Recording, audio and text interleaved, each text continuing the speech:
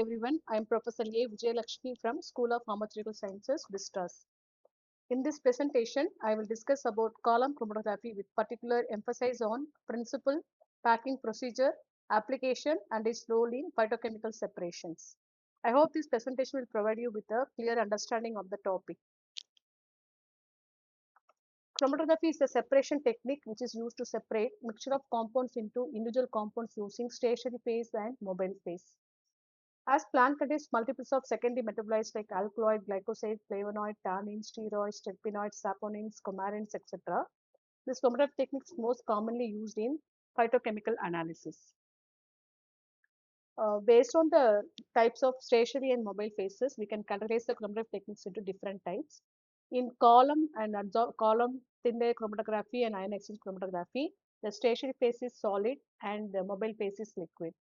In paper chromatography and partition chromatography, both the stationary phase and mobile phase is liquid state. In gas chromatography, the mobile phase is a gas. Now we'll discuss in detail about column chromatography. In column chromatography, it's a chromatography technique which is used for the separation and isolation of the individual components, in which the stationary phase is packed inside the column and the mobile phase flowing through it. The compounds interact differently with the stationary phase. The compounds having greater affinity for the stationary phase are retained more strongly and move slowly. And compounds having greater affinity for the mobile phase moves more rapidly through the column. And the principle in column chromatography is adsorption.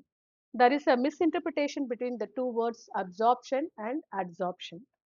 Absorption is a bulk phenomenon in which penetration and distribution of molecules throughout the bulk of the materials, whereas adsorption is the surface phenomenon which includes the accumulation of the molecules on the surface of the materials. So examples for absorption is a sponge which absorbs water when dipped in a bucket of water, whereas in adsorption, the concentration of ion fillings on the surface of the magnet is an example. The next step is the preparation of the sample.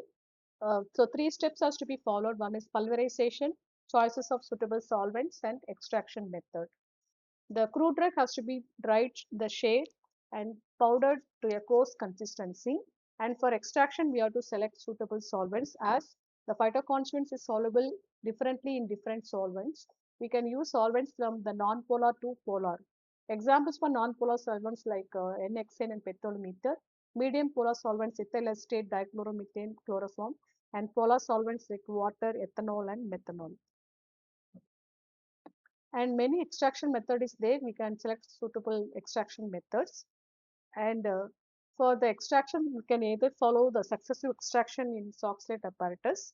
So here the powdered material is placed in the extractor of the Soxhlet apparatus and extract with the solvents from non-polar, that is N-hexane. Continue the procedure until the N-hexane solvent becomes colorless. Remove the extract and dry the residue and repack the dried residue into the extractor and now extract with the next polar solvent, that is chloroform. Continue the process, remove the chloroform extract and dry the residue.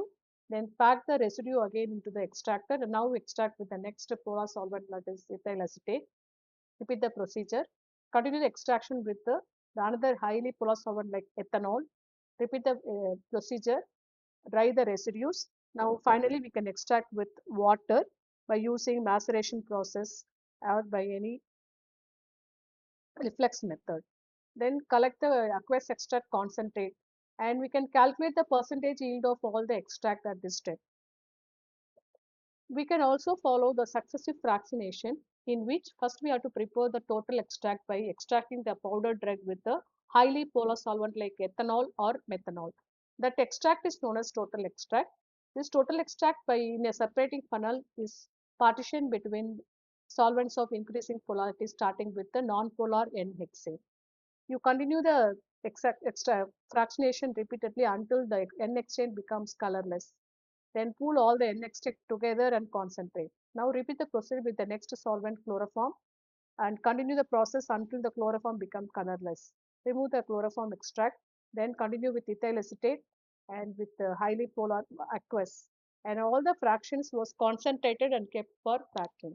So with these two methods, it is possible to remove the inert substances. For example, in maceration and percolation, there is chances for the extraction of the inert substance, which will interfere with the separation and isolation of that compounds. So we can follow either successive extract or successive fractionation by using Soxhlet apparatus. The next step is the packing of the column. So there is two methods for packing. One is wet packing, another one is dry packing method. So in dry packing method, the adsorbent is directly introduced into the column and subsequently wetted with the mobile phase. Whereas in wet packing method, both the adsorbent is mixed with the mobile phase to form a slurry. Then it is carefully poured into the column. When compared with these two methods, wet packing generally produces a more uniform and compact stationary phase bed and is commonly preferred for good separations. Let us see the packing of the column by using wet packing method. First, you fix the chromatographic column vertically on a stand and ensure that the stopcock is closed. Then place a small cotton plug or glass wool at the bottom of the column to prevent loss of stationary phase. Third step, add a thin layer of sand of about zero 0.5 to 1 centimeter over the plug to provide a uniform base. The next one is addition of the stationary phase. Before that, prepare the slurry of the stationary phase by mixing with the mobile phase which is used for eluting. Then pour the slurry into the column and make ensure that the stopcock is slightly open for the uniform packing. And while adding this, avoid entrapment of air bubbles by tapping the column slightly. Then allow the stationary phase to settle, and if then you maintain a constant solvent level. Again add a layer of cotton plug. Again you add a layer of sand so that the stationary phase is not disturbed. Now after this we can load the sample on the column chromatography. The next one is the dry packing method. The same procedure will be followed for first three steps. And here, instead of preparing the slurry, the stationary phase is directly added to the column by tapping gently until all the stationary phase is packed completely. Now, add the mobile phase slowly to the side of the column to avoid disturbing the packed bed. Open the stopcock and allow the mobile phase to pass through until the stationary phase is completely wetted and equilibrated. A layer of sand is maintained on the surface of the stationary phase to have a uniform and a level of the stationary phase bed. So while after packing, ensure that there is no presence of air pockets, no cracks or channelings, and never allow the column to run completely dry. Always keep a reservoir of mobile phase on the top of the stationary phase. And the next important method is loading of the sample. Here we can follow two types. One is the liquid sample loading, another one is dry sample loading. In liquid sample loading, the extract is dissolved in the suitable solvent and it is applied on the top of the stationary phase. In dry sample loading, the sample is mixed with a small quantity of silica gel and the solvent is added and kept on a hot plate and it is mixed continuously and so that the solvent will get evaporated and will get a free flowing powder that can be packed on the column.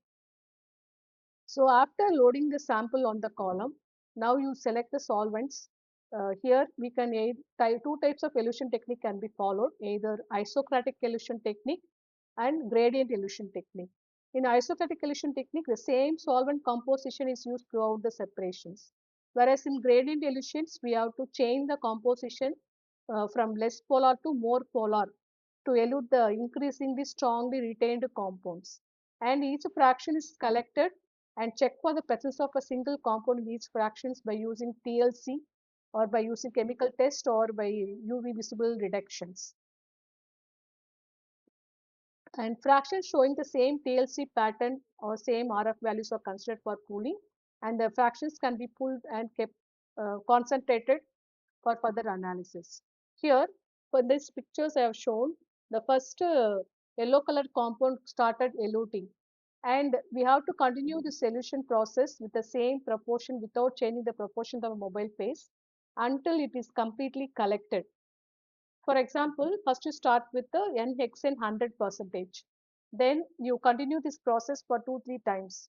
Then you slowly add the next solvent, that is chloroform, proportionately 90 is to 10 ratio. Then increase the proportion of the chloroform and reduces the proportion of hexane gradually. 80 is to 20, 70 is to 30, 40 is to 60, 50 is to 50. Likewise, we have to go on increasing the proportion of chloroform. Then once you got 100%, 100 proportions of the chloroform, now you add ethyl acetate in the same proportions. If any band is started moving with one proportion of the solvent, we should not change the proportion. With the same proportion, we have to continue the elution process. So once the compound is eluted, next step we have to go for analysis of the structure of the compound. We can use a spectroscopical techniques like UV, IR, NMR, mass spectroscopy, and also we can also confirm with the comparing with the marker compound in HPLC.